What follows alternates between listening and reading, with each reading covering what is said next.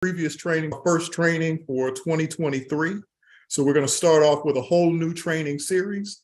But I want to thank all of you once again for coming out and being a part of this grand experiment of us trying to make sure that, we're sharing all the information that we can to make sure that everybody is a little bit more effective and has a little bit better information at their disposal when we go about doing our activism in our community. So thank you all once again. I do want to walk through the ground rules. If you have any questions, please go ahead and put those questions into the Q&A tab. Don't put the questions into the chat, put them into the Q&A, and there's a very specific reason for that. We also want all of you, whether you have a question or not, to periodically visit the Q&A tab, because you'll be able to see all of the questions that people list, and you can vote for the questions that you would like to hear answered on screen. So just go ahead, put your questions in there. Even if you don't have any questions, make sure that you go in there and look, vote for the questions that you would like to hear answered on screen. And when we get to the Q&A, we're going to pull the questions that have the most responses. We're going to pull those people on screen and let them be a part of the dialogue so that you all can get the answers that you would like to hear. So ladies and gentlemen, as you are introducing yourself, we see a number of different organizations. We're glad to see you all here. Please continue to introduce yourselves and continue to list the organizations that you belong to. And at this time, I'm going to turn the microphone over to my esteemed colleague and my older but younger brother. Y'all have to ask me to explain that some other time, but my older and younger brother, the Reverend Mark Thompson. So Mark, the floor is yours. All right. Can you hear me okay, Kevin? Yes, I can. All right. Good evening, everyone. And just bear with me. We're just making sure our stream is up and running. Yep, it is running. So we are up and we are streaming on social media. Good evening, everyone, and Happy New Year. I pray that everyone, all of you, had a blessed holiday season, a fruitful Kwanzaa, and a Happy New Year. My name is Reverend Mark Thompson. Let me commend our brother, who I became old. I think I am. I got a year or two on Kevin. So that's actually not dishonest for him to say that. Even though I still look very young, as many of you have commented. If you haven't commented on that in the comments, feel free to say that. What he has done with this forum is incredible. And you all's participation is important. We need more conversations like this, and we need to get more organized, because we are all over the place and our enemies are organized in many respects. We're looking at what's happening in Florida with CRT. We're looking at what's going on with evictions. We look at what is going on with police violence. Tonight, though, we're going to talk about an overarching issue where in a real world it ought to be somewhat of a panacea for all of these ills. And we talk about reparations. We talk about it cumulatively, those of us who are here. We'll get into those who may talk about it differently, but from the point of view of me and the other guests I've invited to join me, because I really can't do this alone. There are a couple of other people who we need to be informed by and from. But the fact of the matter is, when we talk about reparations, I know I speak on behalf of those of us here tonight on the panel. Reparations is cumulative. And each day that passes, the clock is still rolling. So it's not just for stuff that happened up until 1865. Everything that we're facing in an ongoing way is what we call a vestige or vestiges, remnants of the period of enslavement. And that is really what we're dealing with. That is really what we are looking at as a community and as a people. So let me begin this way. The state of reparations, that is our conversation tonight. We want to talk about that. Primarily, much of my work and much of the work of the panelists we have here tonight has been in and around H.R. 40, the original piece of Kanye's legislation that was updated in several iterations, and now S-40, Cory Booker's bill in the Senate.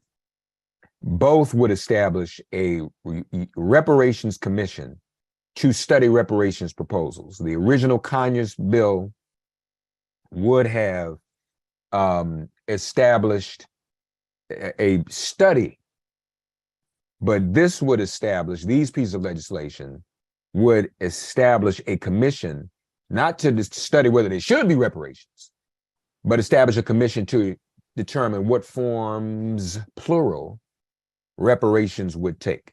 And when I say forms, you know, there's some people on social media who've jumped into this debate and have tried to manipulate and control the debate, and who would say reparations can only come in one way, in one kind, one form.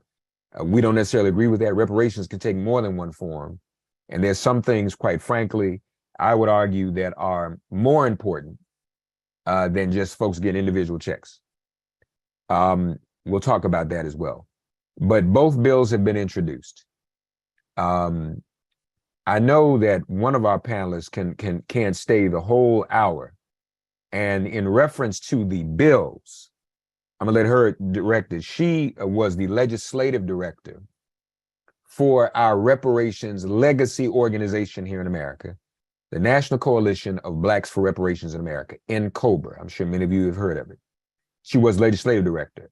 Last summer, she ascended to the title of female co-chair of NCOBRA. So she is actually one of the two chairs of our reparations legacy organization. Last year, we had enough co-sponsors for passage of H.R. 40 in the House. It was not the sense of the Democrats to pass it last year. And then when the alternative was presented, that Biden should appoint this commission under the rubric of H.R. 40, under the template of H.R. 40, by executive order. Remember now, this wasn't a bill to start writing checks. This was to determine what forms reparations would take, be they direct monetary payments, be they land acquisition, be they the establishment of banks and loans and college education, all of those things. Could have been any of that. And you all would have had an opportunity to weigh in on it because the commission would have held public hearings for this. We had the number of votes for passage, but out of fear of losing midterms, the Democrats didn't want to push it. Not out of a fear of Black folk not voting because it wasn't pushed through. Instead, there was a fear of turning off white voters and moderate voters. That's a whole nother conversation. I'm going to let her talk about where it is now, because that's the end of the last session. This is a new session. You have 218 co-sponsors, 218 votes. You got to start over again. H.R. 40 was reintroduced. S-40 was reintroduced. I'll let her take it from here. And she's worked tirelessly. No one got lobbied to get these votes more than she did. And I'm going to say that publicly and very, very clearly. And that's why I can't just talk about reparations in isolation or on my own. These are people in this coalition. So joining us now, the female co-chair of the National Coalition of Blacks for Reparations in America, Dr. Kenneth Henry. Dr. Henry, thank you for joining us tonight. And please let our audience know, all who are gathered, where we are on this legislation, where we were and where we are today, please. Thank you so much. Reverend Mark, thank you so much for this opportunity. Thank you for the space. It is indeed an opportunity that I cherish, to be in the space with all of you and your participants and guests. So real quickly, because I do have to jump in about 15 minutes. Last year, we presented to Sheila Jackson Lee, that's Congresswoman Sheila Jackson Lee. We presented to her, as you said, 218 co-sponsor voice supporters. And what that means is we had 196 co-sponsors on the books, but we went back and we talked to folk who were not willing to have their name on the books. And they were agreeable to, if we got H.R. 40 to the floor for a vote, they agreed that they would come, and when their names were called, that they would actually cast a yes vote. In addition to those 218 Democrats, I have a letter from a Republican in the South in Louisiana who agreed that if we got HR 40 to the floor for debates and a vote, that he would come on the floor and he would cast a yes vote. And I understand that there are 2 or 3 other Republicans who committed to doing the very same thing. The problem was, as you said, Reverend Mark, House leadership refused to move forward with HR 40 for fear that they would not be able to maintain their legislative position in the House, and it would be because of HR 40. So we could never get them to move forward. We actually crafted amazing letters to House leadership. We sent a letter to House leadership. It had about 375 signatories from a variety of organizations. Some of you may have signed on to the letter asking House leadership to do the right thing. We also crafted a letter to the White House, and that had about 425 signatories on it. And we were unable to get Biden to move forward and give us an HR 40 executive order. And as you have said, it's not to give money to anyone. It is a commission. This country stands up commissions all the time. They'll stand up a commission because they want to know how many grains of sand on the beach. Oh, let's have a commission. But they have not agreed to stand up a commission. So on December 31st, 2022, we lost all 218 Democratic co-sponsors of HR 40 and the 22 co-sponsors for the Senate bill S40. On the Senate side, there were 22 of 50 Democrats who had signed on to become co-sponsor supporters for the Senate companion bill. On January 1st this year, the process resets and we start all over again. Today, there are 75 co-sponsors for HR 40, and S40 dropped yesterday, and we actually have 21 co-sponsors who are original co-sponsors. That's one short of all the co-sponsors we got for the entire of the 2 years that S40 was, we were lobbying to get co-sponsor support for S40. The fear we have is that no one knows who's going to be in the West Wing in 2025. We have to have an executive order because the executive order calls for the commission to be fully functional for 18 months. We only have 23 months in order to get that commission stood up, get the members appointed, and begin to do the work of the commission. The problem becomes if, as an example, the West Wing in 2025 has someone from the other side of the aisle as the president, that executive order could be overturned as soon as that person goes into the West Wing and assumes the role of POTUS. There is a discussion that, we can do this in the first 100 days. Well, we've already gone back to what we did in 2019, what we did with the 117th session, and that is to have a hearing and then go to committee and get it out of committee. We do not have a majority in the House, and that means that we definitely have to get every single person, every elected official who is a Democrat, they have to come on board as a co-sponsor for HR 40. The sad thing is that this year, on January 1st, well, actually January 8th or so, when the bill was actually dropped, there were only 52 co-sponsors.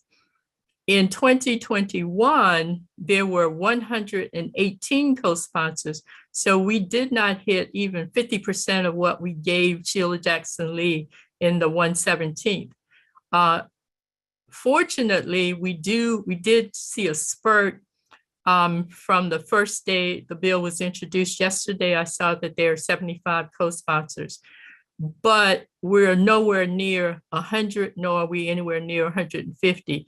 And in the 116th session before last session, we were told every time we got 5 co-sponsors, that's not enough, you have to get more. So my fear is that even with the 75 on the House side, we don't have the majority that we need. And what we're going to hear from the bill sponsor, Sheila Jackson Lee, is you have to bring me more co-sponsors. So that's pretty much in the first 24 days of this year. That's pretty much the overview of HR 40 and S40.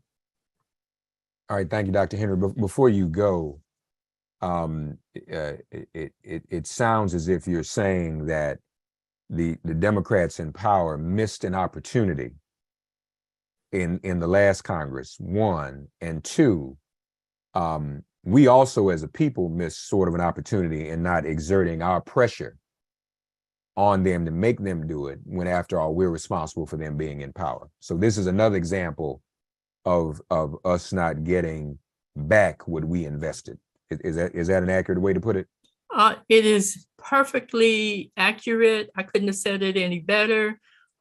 We lost that opportunity, but we also lost not having the level of support we needed from the public. For example, when we sent the letter to the White House, we also released a petition for the people to sign that would go directly to the White House, to Biden. I have not checked the results in the last couple of months, but we released the petition in June, and in September, there had been 17,000 visits to the landing page, but of those 17,000 visits, less than 4,000 even agreed to sign onto the petition to send a message to President Biden that we are asking for an HR 40 executive order. So even though they knew about it and they went to the landing page, they read it. They actually stayed and read the petition, but they left. So a lot of this is on us. We have to do a better job. And in doing a better job to send a message to the White House, we also have to do a better job of sending a message to our elected officials that we don't just vote for you to come to our communities and, photo op and pat babies on the back and photo op with babies. When we send you there with a special message or a particular message. And that message is what we need you to do to honor the wishes of the people. And lastly, I just want to talk real briefly about the tomfoolery that took place in the House the first week they were in session. If we could get that level of response over HR 40 and not just HR 40, but other pieces of legislation that are critical to the people, do you know how far we could advance? So to answer your question, House leadership let us down. There was no one, and I got to go there. The CBC didn't really push to say we stand behind this and we really want you, House leadership, to do your job and to push this HR 40 through and get it signed off on and pass it over to the Senate side. So there have been a lot of failures throughout this process. And we, the people in the trenches, we've been working relentlessly to make this become a reality. And every time we get to a place, we find that those folk we entrust to carry out the wishes of the people are not there. Well, we thank you for that. I know you've got to run. This won't be the last time, folks. It is that you all let you know too, Dr. Henry, and those of you listening and watching, the NAACP over the years has always endorsed HR 40 at the national convention level. So many of you are with NAACP branches. So this is our business, and that's what we've always supported. So this is nothing new. We need to step it up. And so Dr. Henry will find another opportunity for you maybe to help people know and understand how they can step up. But at the bottom line is encourage your members of Congress, House and Senate, to support HR 40 and Senate Bill 40. And also encourage them to encourage the White House to do an executive order. Go ahead, Dr. Henry, what are you going to say? One final thing. The Senate bill, we don't have any Black females in the Senate. And that's really frightening that there's not one Black female in the Senate. So I'm just going to go there. We have 2 Black males in the Senate, one of whom is the bill sponsor for S40. The other person has never come on as a supporter nor a co-sponsor for the Senate version of HR 40. And it's to stand up a commission. No one is saying when you sign on to this that means that everybody's going to get a check. But as you said, we have to look at the pernicious history of our past as well as current day vestiges.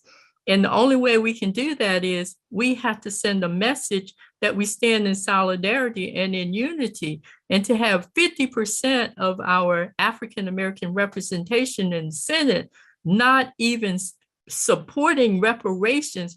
Allegedly, he does not believe in reparations. He only wants to support race-neutral legislation, and that's the problem.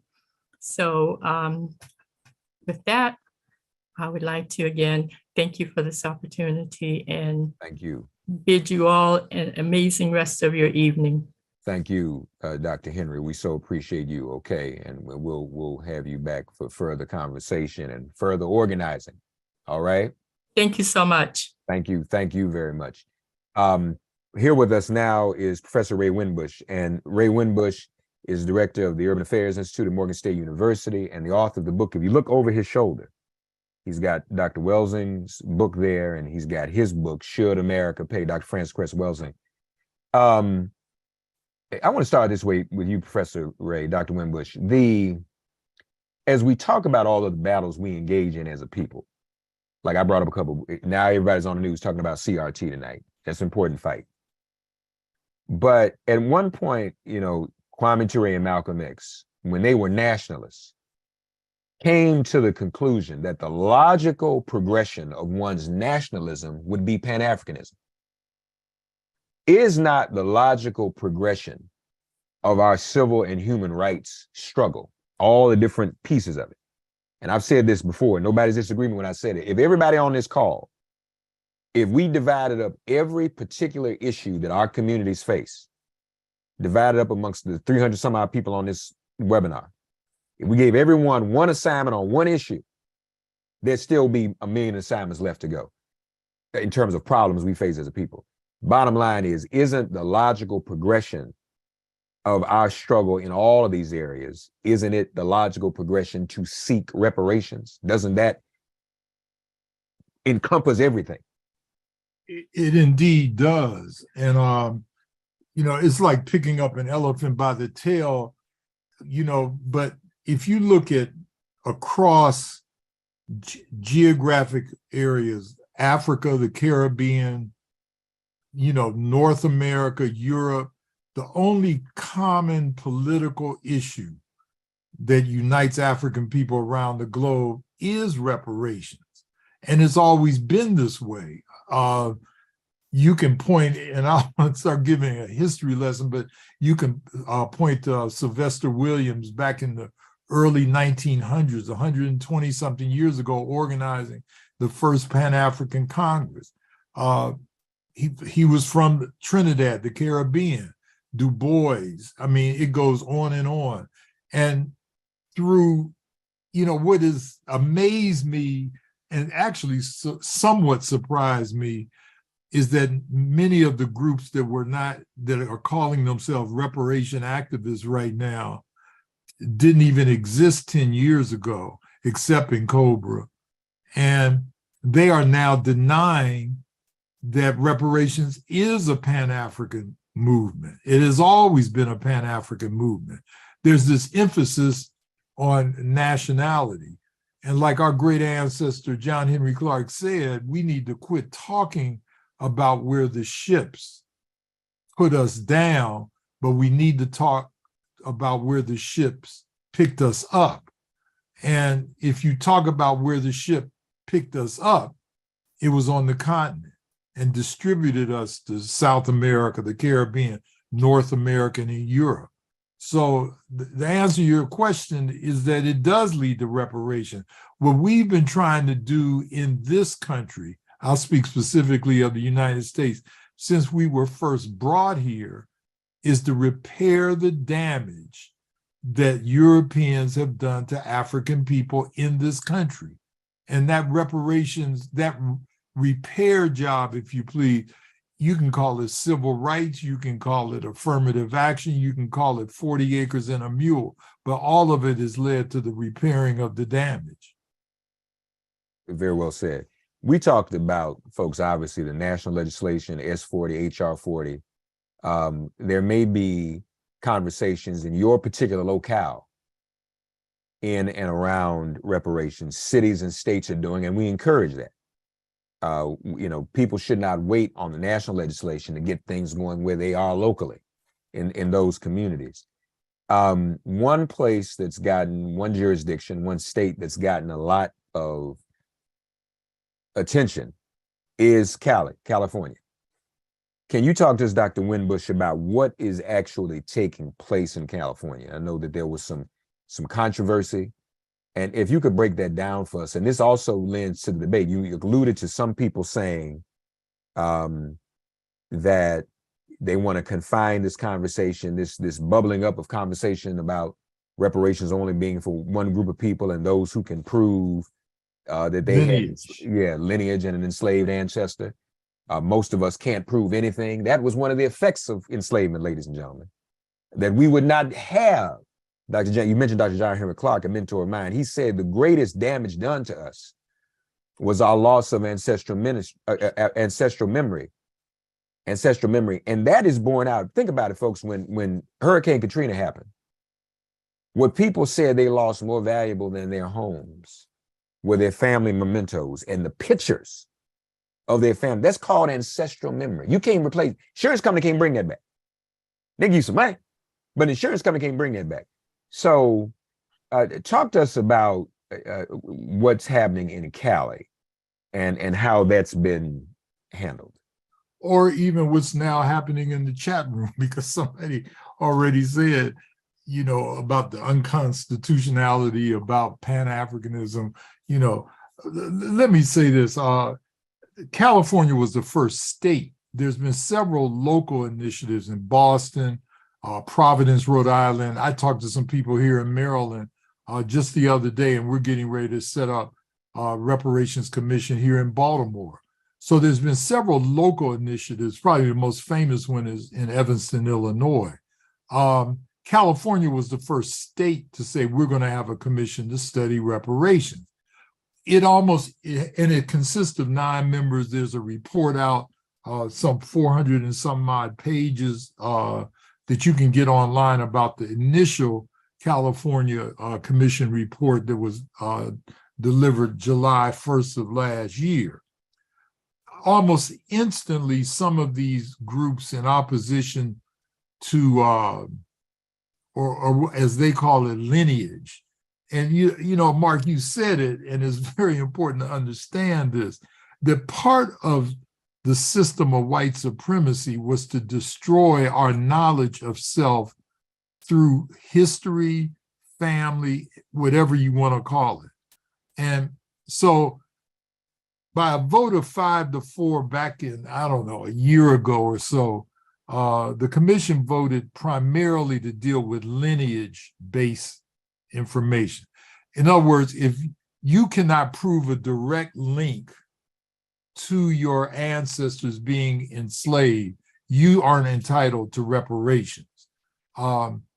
This for me is just absolutely ridiculous, because when Black people were discriminated against in California, since we're talking about that.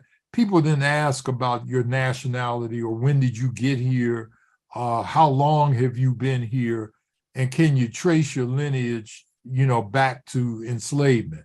What I have been, really overjoyed about is that 2 weeks ago, San Francisco's commission said that you should give each Black person in the city of San Francisco $5 million for reparation, which flies directly in the face of the more weakened recommendations by the state commission on reparation. You start 5 million at a negotiating rate. That's where you start the negotiation at. One of the unfortunate things, my understanding is that they're going to appoint 5 economists on the California Reparations Commission. And I know at least 2 of them are into this lineage-based stuff. Most of these people have no understanding of Pan-Africanism. They have no understanding of reparations. They're calling what they're doing work of reparations, but they really don't understand the struggle.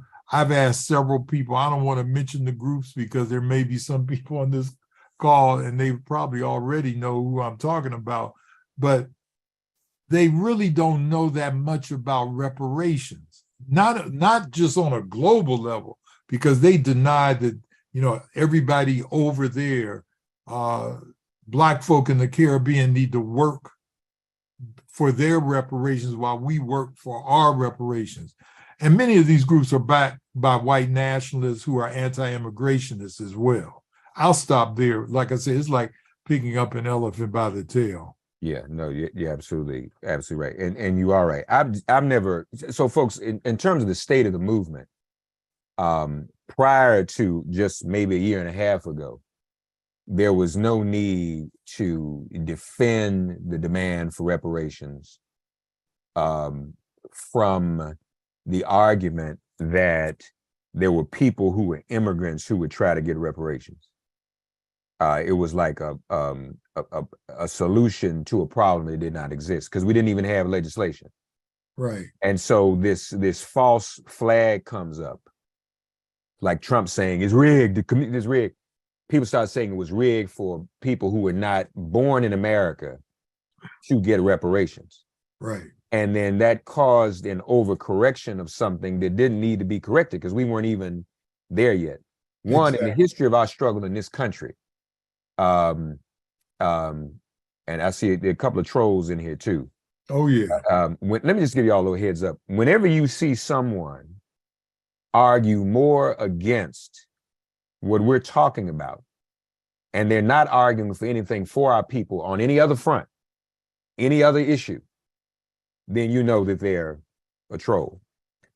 The fact of the matter is, in the forms the reparations must take, we have to consider everyone who is affected by it. And most jurisdictions do that and want to do that. And that is the way it should be. So with that, Kevin, I'm going to let you give some guidance on how we want to field questions. Are we going to refer to the ones in the Q&A, or do we want to bring anybody up? I'll defer to you on that. Yeah, and before I do, I wanted to say just a couple things just really quickly. Please. And this goes to, the questions that come up about the legality of pursuing the challenge for reparations from a Pan-Africanist perspective.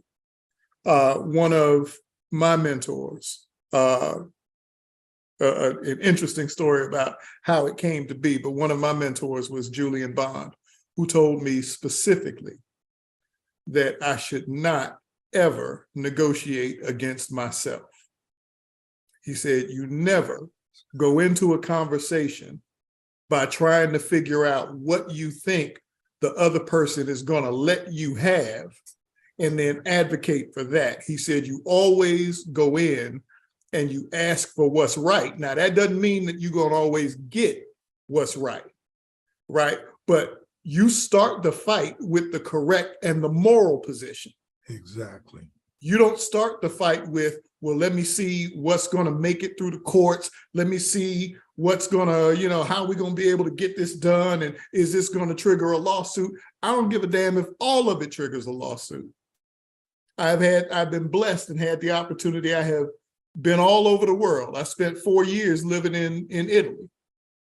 I can tell you everywhere I have been on the earth, Black folks have caught hell at the hands of white supremacy. It is one conversation. Now, we can break it down however we need to as we make our way through this conversation. But I don't want to relegate my outrage to I'm only angry at the people who were piloting this particular ship on this particular day, as though all of them weren't participating in the very same system and the very same people who we are dividing ourselves up from. Some of these are our relatives. Literally, these are our cousins. Not theoretically, not hypothetically. These are literally our relatives. And Kevin, on that point, I gotta say this. You know what really amazes me? Some of those who are saying, well, you got to be anti-Pan-Africanism. Let's talk about our nationality as foundational Black Americans or whatever. What really gets me is how other groups never say this.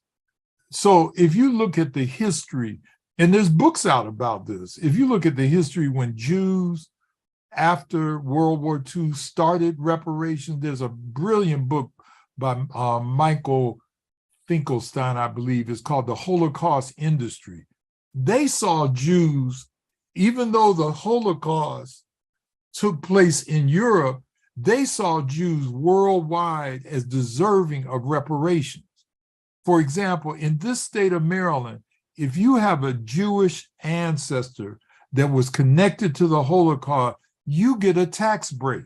That's the law, but these kind of pseudo reparations people are really saying only thing we should be concerned about is from Maine to California, and Pan-Africanism is, you can call it something else, but talk about how African people are joined throughout the world with the same struggle about repairing the damage that Europeans meted upon us.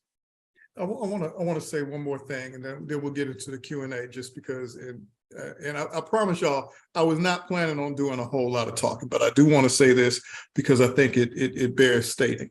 There was a comment that was just made that if we deal with reparations without knowing the legal landscape of it all, that's going to war without understanding the enemy's strengths.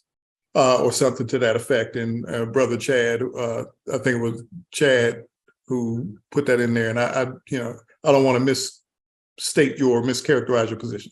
But I will say, in terms of understanding the enemy's strength, that is precisely what Dr. Bond meant when he said that we should not negotiate against ourselves. We should be aware of the other side's strength, but we should not be afraid of the other side's strength. At the end of the day, given all of the things that have happened to Black people throughout the world, we know how this movie ends, right? So we don't have to be afraid of telling the truth. And I will go here, even though this is a segue in the conversation.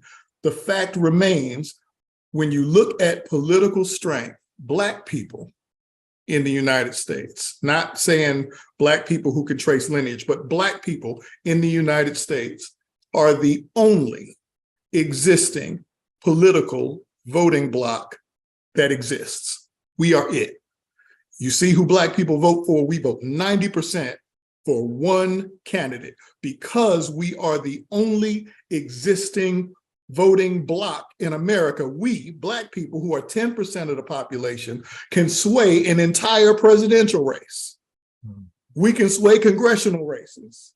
We have an inordinate amount of power for us to be 10% of the population. And everybody who is opposed to that has been trying to design schemes to come up with ways to split up Black folks. Exactly. Black folks who are invested in making sure that Black men and Black women stay at each other's throats. You got folks who are invested in making sure that young Black people feel alienated from older Black people. And now you've got folks who are invested in making sure that Black people who can trace their lineage to Charleston, South Carolina, feel distanced and opposed to Black people who may have come through the Caribbean.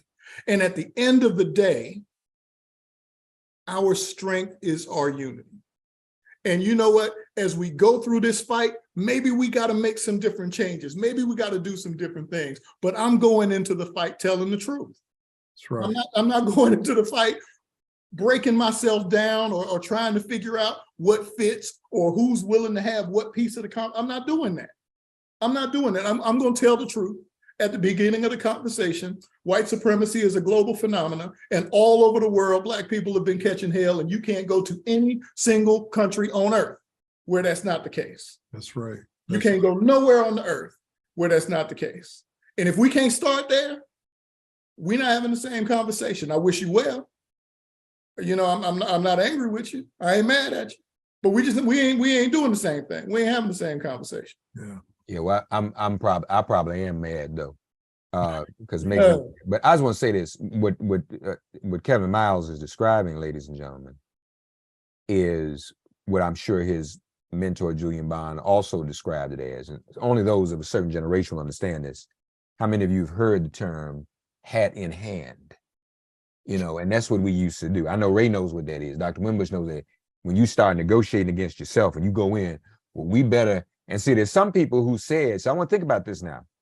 There were those in California, Black people, who said, and there are those who say it nationally, some even in this chat right now, they want to shrink those who are eligible for relief as a favor to the state.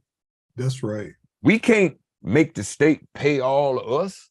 We can't make the state of California. They say that when they voted to make it strictly lineage and reduce the pool in California, Gavin Newsom got out to bed. They said that's the quickest he signed a piece of legislation in history. So in case Black folk change their mind. Exactly. So somebody even said, well, how are they going to afford to pay us all? It doesn't matter. This country would not be here without us. So, you know, to rely on a system that by design prevents us, that prevents us from knowing our direct lineage, you are depending on a system and a part of the structural white supremacy. So with that, if there are some questions, and I hope that those of you who have legitimate questions aren't discouraged by the trolls. But please. I am currently looking for Miss Karen Bringle. Sister Bringle, I just sent you a link. If you want to go ahead and click on that, you will pop up on the screen and you can ask your question. Robin Garrett, actually, her question had the most responses. However, I don't see her. I think she may have dropped off of the call. So Sister Bringle, if you want to turn your camera on, you can go ahead and ask your question. Well, I am honored to be included on this panel. I truly resonate with all that you have said. And my question has to do with, I live in Gaston County. I'm aware from the work in Montgomery of the Equal Justice Initiative that we have had at least documented 3 lynchings in this county. Mm-hmm. And I've made some efforts to try to get our county to work with the Equal Justice Initiative to memorialize these lynching victims. Anyway, and in the process, I've come across some information about reparations for descendants of lynching victims. My question is, if this you folks know much about what might be happening in our country in regard to that type of reparation. Well, part of what these commissions and the national legislation, HR 40 and Senate Bill 40, it is, as I said earlier, is for vestiges of enslavement. Lynchings, desegregation, police violence, mass incarceration, segregation. All of these are vestiges of the period of enslavement. So most certainly, when Donald Trump sent Herschel Walker to testify against HR 40 during the pandemic, he was on the panel. We were on a panel testifying for it.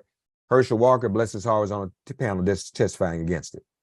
And this is what Herschel Walker said. He said, we never gonna get no reparations. We shouldn't have no reparations. And then he said, nobody did anything for my family when my uncle was lynched. That's what Herschel Walker said. Oh, And I said, well, Herschel, you just made the argument. That's why we're here. yes, So something can be done for that. yes. If there are those even in the chat who would argue the cutoff is 1865, that is absurd. So you want to do a separate, you don't want reparations for lynchings? You don't want reparations for segregation? You don't want reparations for the loss of voting rights? You don't want reparations for the black codes? You don't want reparations for forced sterilization? You don't want reparations for the Tuskegee experiment? The vestiges are happening right now. Those Memphis police who killed the brother, reparations. The loss of black curricula in the school systems in Florida, reparations. Dr. Wimbush, I don't know if you'd like to expound. No, I mean, it's amazing now. Like you pointed out Herschel as an example, but it's amazing to me how in the past 5 years that these questions are even asked about these crimes. Maryland, we've got a lynching commission right now, and we're determined to find out every Black person that was lynched in this state and where they were lynched, and we're going after the people and their descendants that did the lynching. And it's amazing right now that there are actually Black people who are like Herschel Walker, if you please, who are saying, well, there's certain Black people in this country that simply don't deserve reparations because they weren't born here, or they're, they need to take care of their stuff in the Caribbean and all of this stuff, and have a minuscule understanding of the law.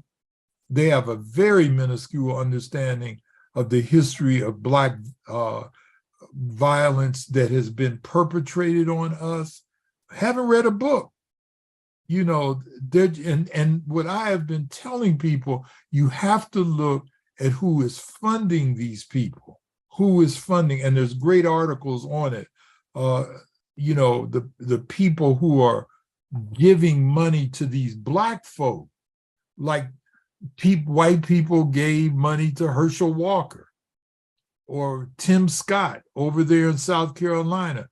They are vested in having Black stooges limit justice for Black people. And I would just add something else too. We are in solidarity with the calls for reparations around the world, including in the Caribbean. Many countries are trying to leave the Commonwealth now, as some of you have heard, because of the role of Britain in the period of enslavement. We would not be included. I wouldn't expect them to put me in their reparations proposal, because very few of us, African Americans, are migrating to the Caribbean to deal with the vestiges there. Exactly. Amadou Diallo was lynched by the police. So the argument would be what? He doesn't deserve reparations because he wasn't a descendant of an enslaved person? Wait a minute. That's right. The police, the NYPD didn't know that. They saw a Black man. That's right. When they mistreat people that look like Dr. Wimbush and Kevin Miles and me, they don't wait to find. And how many of us here, and if we're now all of a sudden, and again, it's really a problem. It's not because we don't even have it yet. It's not a problem. It's even about fixing.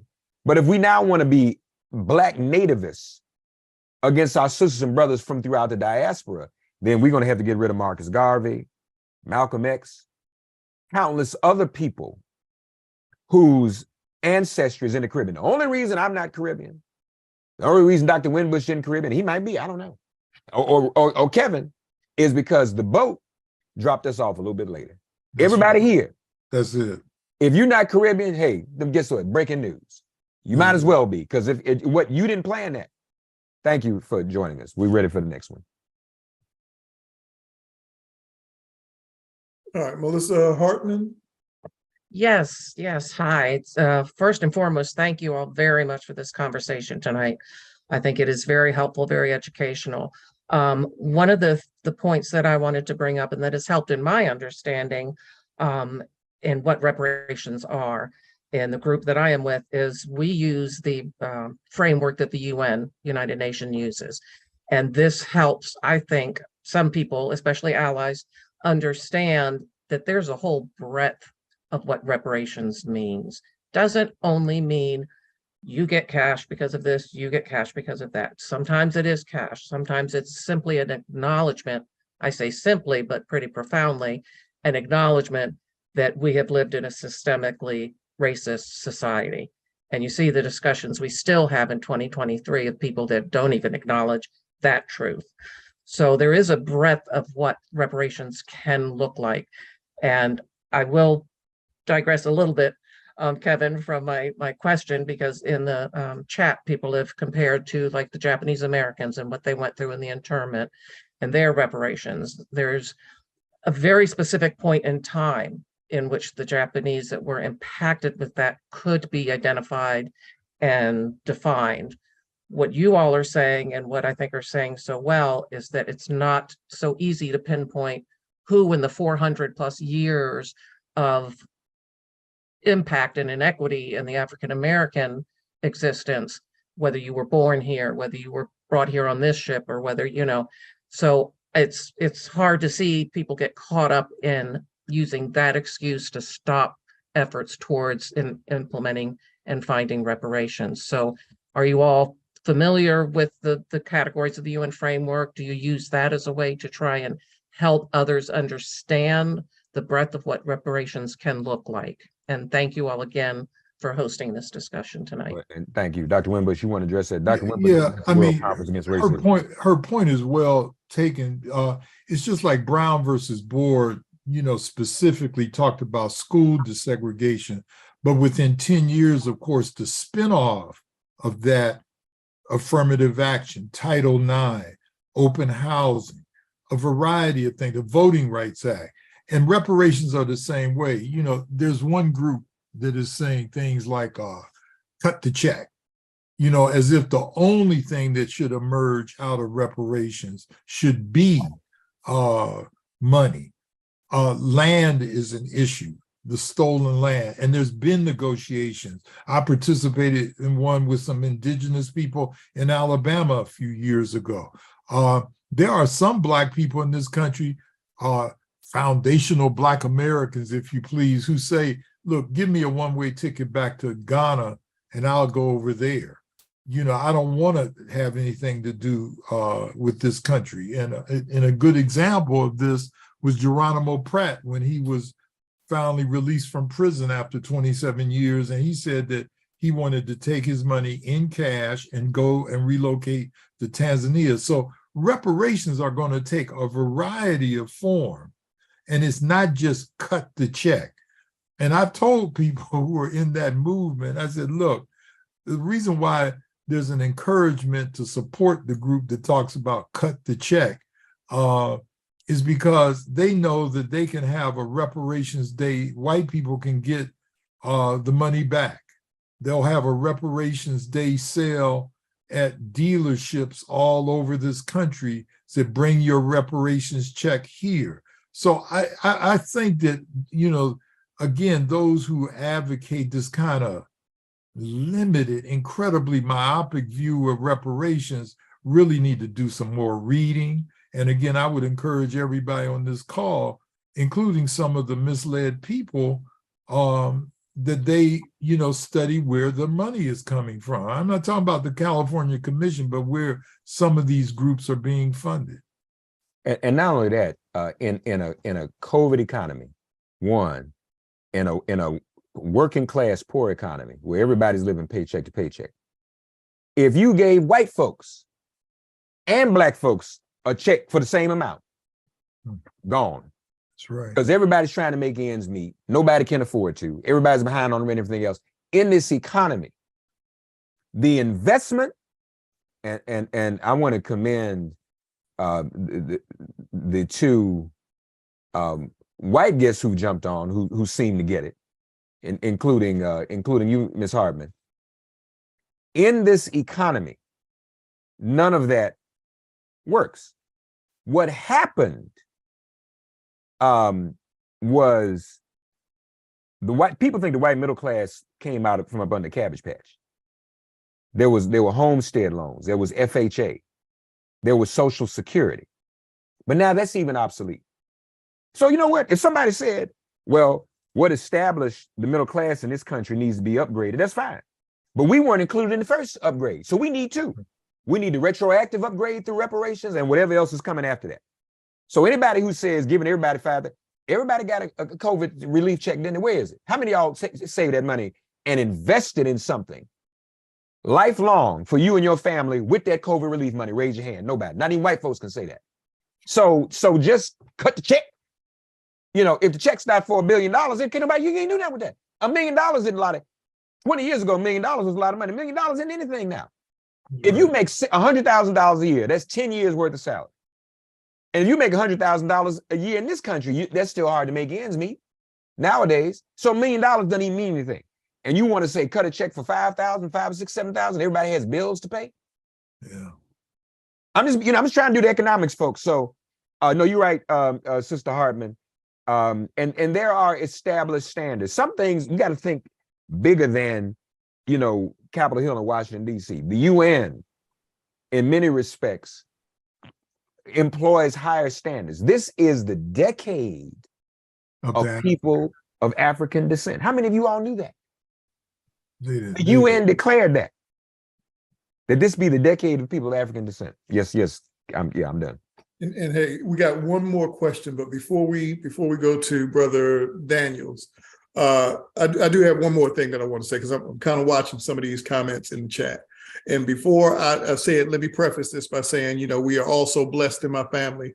We have 2 Bibles that go all the way back to slavery, where everybody wrote their names in the Bible. And if they couldn't write their names, they drew pictures of themselves. So it goes back to the first name that was listed was Lafata Sholos, which I don't know. I still need to trace the lineage of where that name came from. But it ends with Tookie, who was my grandmother's grandmother, who escaped from slavery in Kentucky and made her way up to Cleveland, which is where my family lived. However, my grandmother had a child with my grandfather who immigrated from Sudan. Now, his family came over from Sudan with money. They bought a 4-mile by 4-mile square of land in what is now Shaker Heights, Ohio, because at the time, the land was considered unarable, right? So they sold it to Black folks for $17 an acre. He owned a 4-mile by 4-mile square of land in what is now a very affluent suburb in the Cleveland area. Now, on one hand, my grandmother, we can trace her lineage all the way back to the boat. My grandfather, who came over from Sudan, had a 4-mile by 4-mile square of land. And when white folks decided that they wanted the land, they just invalidated all of the deeds that they sold to Black people, and they stole it. I am not able, nor do I have any desire to distinguish between the crimes based on the birthplaces of my grandmother or my grandfather. There is not a single fiber in my body that tells me that one crime is greater, one crime deserves recognition and the other crime does not. Or maybe we can address it because of my grandmother, even though it was my grandfather's land. My grandfather died paying rent on land that his mama owned. So when I hear people say things like, oh, well, Pan-Africanists are trying to make us give our money to the Kenyan government and this, Come on, folks, that's disingenuous. The bottom line is Black folks are Black folks, you know, and I'm just speaking for me. I'm not speaking for none of y'all. I'm not mad at none of y'all. Everybody do your thing. And I think these kind of disagreements and debates are healthy. We need to be able to exchange some viewpoints, even if we don't disagree. But I do not distinguish between Black people on the basis of how we were treated by our oppressors. One oppressor does not make you a different kind of Black person. That's right. This boat went there, this boat went there. We're not different kinds of Black people because white people treated us differently. That's how you ended up with all of it. I'm not doing that. I'm not playing that game with y'all. That's right. I'm not playing that game with me. And like I say, I can speak for my own family, where I've got immigrants in my family and I've got Black folks who I can trace all the way back to the boats. And there is no way that you can convince me that it is necessary or helpful or rational for me to say that I'm going to distinguish between the oppression that both of them suffer. So I'm sorry, I didn't mean to get on that soapbox, but Brother Meshorn Davis, you are the final question for the evening. So if you will, oh, you are on camera. There you go. I'm about to pull you down. Here you go. I think you're on mute, Doc.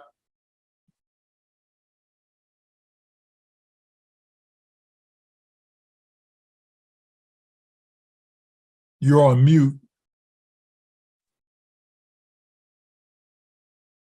I'm gonna send you a button. I think that might help you unmute it.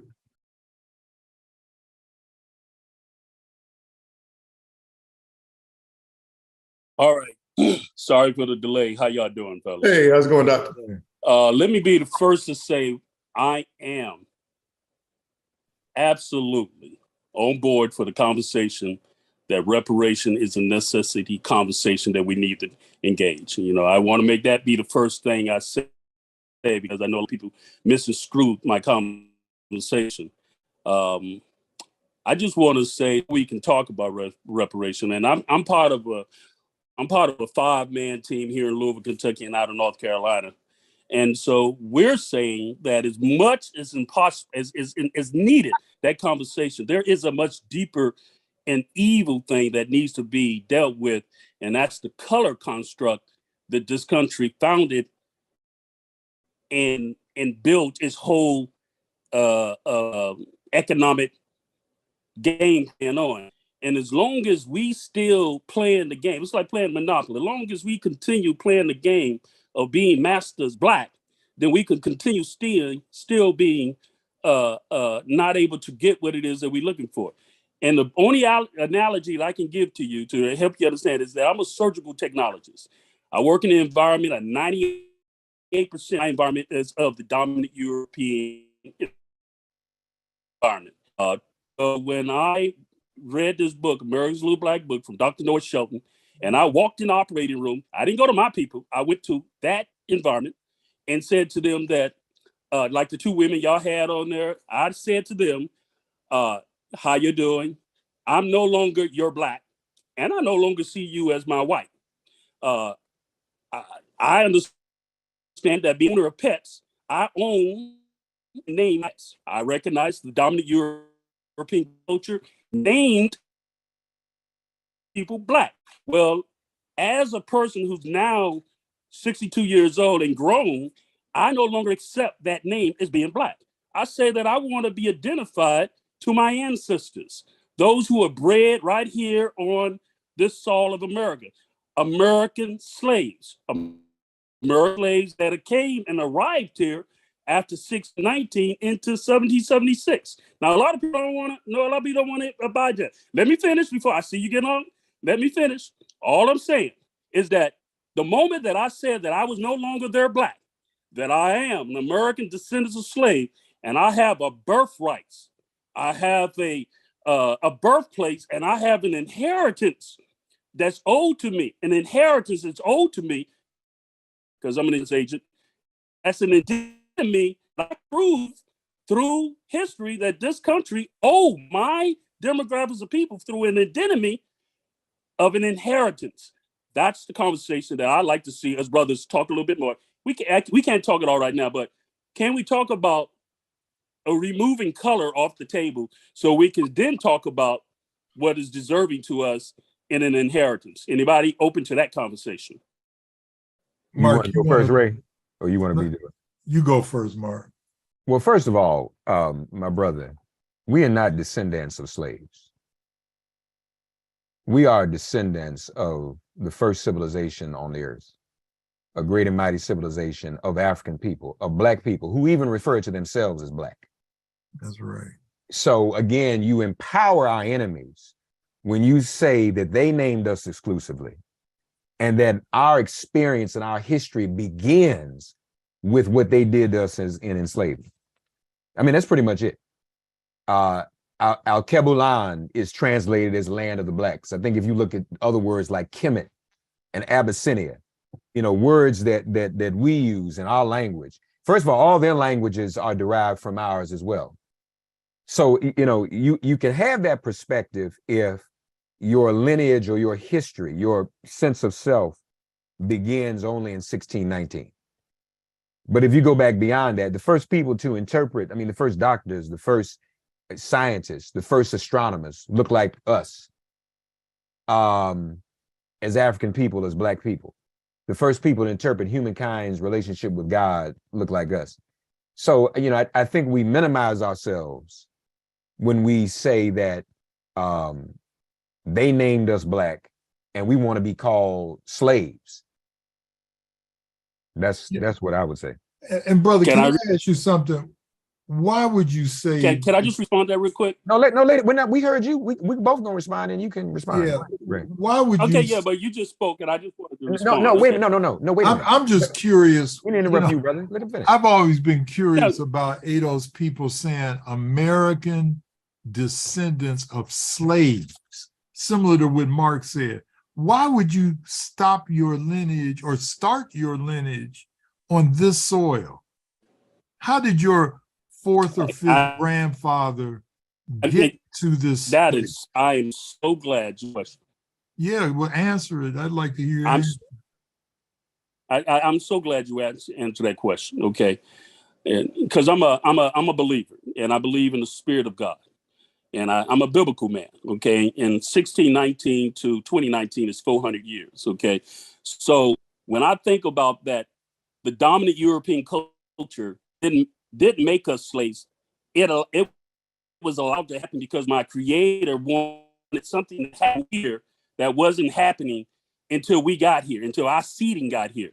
And so I want to honor the heritage. You're saying God put us in slavery? Now you gonna let me finish? I want you to clarify that. Are you saying God put us in slavery? Is that what you're saying, brother? Oh, no. I would never say God put us in slavery. I said, I clearly said, things that was allowed to happen. By who? Allowed to happen? Who? You said God, brother. You said your Creator wanted this to happen. Everything happens for a reason. If you believe, I can't do this. If you believe in a God, everything happens for a reason. And so let me just finish this thought, and then we can be done. Then I'll be done. Okay, because if you're not gonna respect my point of view, then there's no conversation. All I'm saying. No, don't do that either. You shown disrespect to us as Black people in all your comments. You said we're slaves. Well, that's what we are. You want to be called a slave. That's disrespectful, brother. That's what's disrespectful.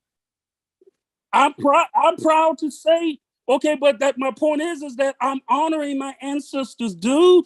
My ancestors that was you're not. Your ancestors not a single. You think Harriet Tubman would come on here if she was alive today? You think she would come on here and say, "Y'all don't call me Black, call me a slave"? Man, so you telling me that my ancestors my ancestors was bled and died here on this soil don't matter. Wait, brother. No, hold it, Sean. When did you hear me say that? Hold on. You hold on, brothers. Hold on. We're going. I muted everybody because we're gonna get this back in order, right? I'm totally cool with us arguing. I'm totally cool with us debating. I'm totally cool with us disagreeing. But we all gonna let each other speak. All right. And, and at the end of this, we don't have time for us to all get to consensus. We kind of knew that when we started. We're not all going to agree, but we'll hear each other out. So, all right, I'm going to let you all go ahead. But Brother Michon, go ahead and finish, and then Brother Mark, you come on in afterwards. But Brother Michon, go ahead and make your point. And I let me say, if I disrespected or made anybody feel I was trying to, that's not my intent. My intent is that at 62 years old, born in Miami, Florida, my mother made me hate. I hated humanity because of the color of my skin, because of the way that she was raised in Miami. I hated. I didn't start loving myself until I went into the military and learned how to navigate in the dominant European environment.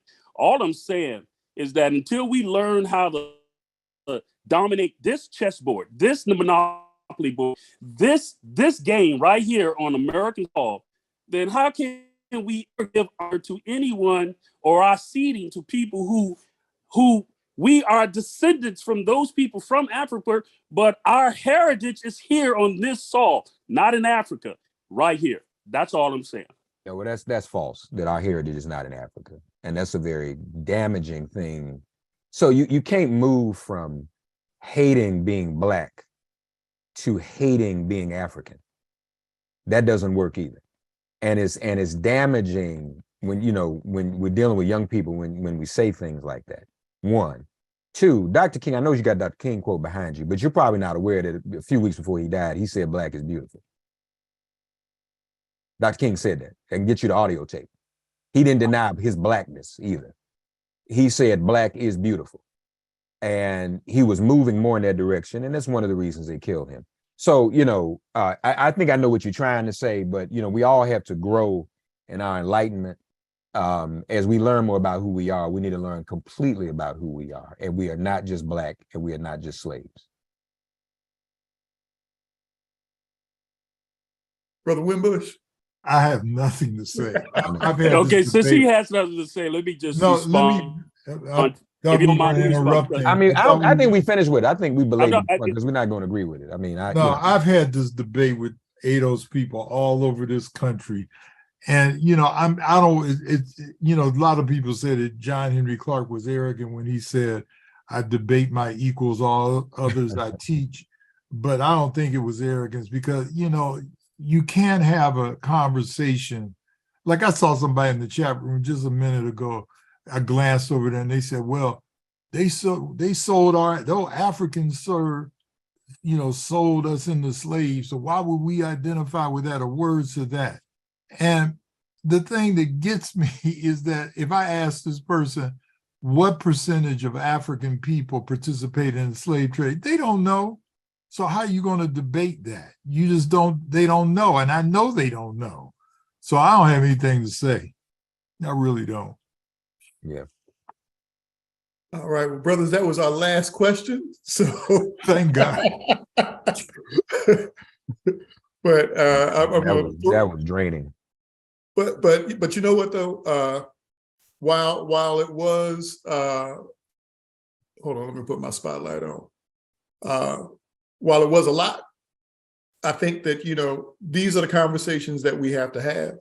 And I do want to say for all of you who have signed on and who have joined us, we are not going to run away from the difficult conversations.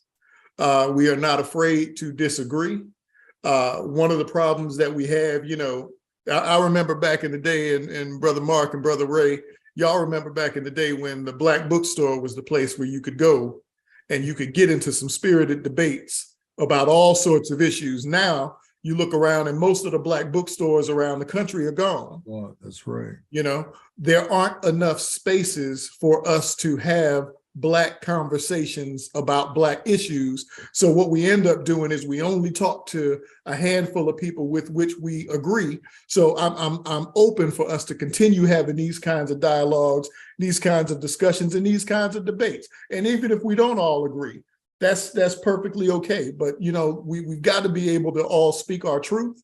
We've got to be able to all be able to come out and say what's on our heart. Now, I didn't agree with what my brother just said in the last session when they were going back and forth, but I do support his ability to go ahead and to say it. and to make his argument. Because at the end of the day, when it's time for us to have this fight over whatever form reparations takes, we all need to be on the same page and we all need to be fighting together. Because like I said, our strength as Black folks comes from our unity.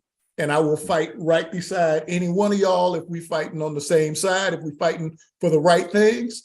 I will fight right beside any one of y'all, even if we don't agree on 100% of all of our issues. I'll take you on 75% of the issues and then kick you to the curb for another 25.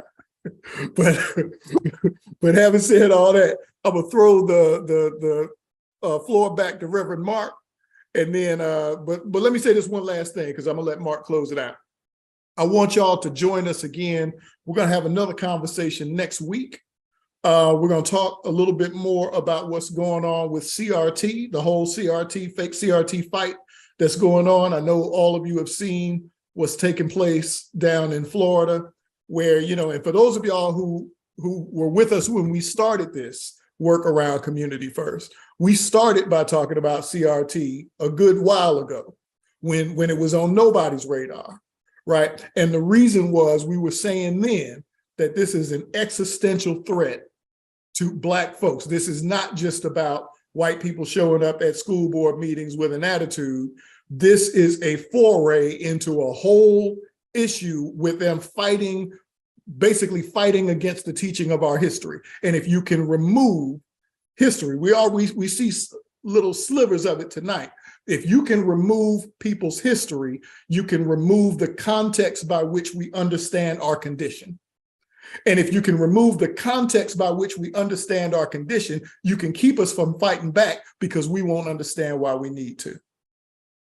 So we're going to have another conversation next week about CRT, about what's going on in Florida, about them banning the teaching of AP African American Studies, about what we need to do as that metastasizes around the country. We're going to have some conversations about politics and how we need to do politics in some different ways. We're going to have some conversations about organizing, but we want you to keep joining us, keep tuning in, keep sharing the information. We're going to try to run a training every week for a while and just see how it goes. So with that, Brother Mark, I give it to you to close us out. Well, thank you all. I want to thank Dr. Winbush, thank Dr. Kenneth Henry. Thank you for being here. I hope people will stay informed and continue to be enlightened. Marcus Garvey, one of his most famous statements was 3 words: never stop learning. Some of us reach a point where we think we know everything and we can't evolve and learn more. Trust, if you continue to seek the knowledge and understanding of our people, you won't feel a need to defend confining your history into one part. The history of Western civilization is barely the size of a thimble compared to the history of African civilization. And so when you confine yourself solely to the history of Western civilization, you are denying the true genius of your culture. Why do we need CRT? Because our young people need to know where they come from and who they come from. Perhaps if they were taught in such a way where all of the academic challenges they face, if they understood that we are actually the descendants, not of slaves. Slavery was a part of our history, but that's not just what we are, but the descendants of the first mathematicians, the first scientists. Maybe that would do something for their self-esteem. Nobody's denying that enslavement happened, and nobody's denying the revolutionaries that were involved in enslavement, but CRT doesn't even teach that. I would even respect those of you who wanted to share information about the slaves, the enslaved ancestors who revolted and who overthrew their change and killed the white master and white mistress. But, you know, we're not talking about that. So just to romanticize enslavement for the sake of romanticization is not enough. We seek reparations for the entire period of enslavement, for the entire hell that we have experienced even since enslavement and continue to experience here in America. So we hope people would be open to that. I'll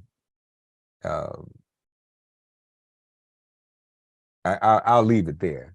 you know, a lot of things are being said, and people are exposing who they really are. When you say things about us, you're exposing who you are and who you might really work for. So, but that's fine. We'll leave that there. We trust that the majority of you are aware enough. Many of you are in the struggle for civil rights and social justice, so you know what's going on. God bless you all. We look forward to doing this again, as Dr. Miles said, weekly if we can, and we're going to continue to have these conversations. God bless you all. Thank you. Take care.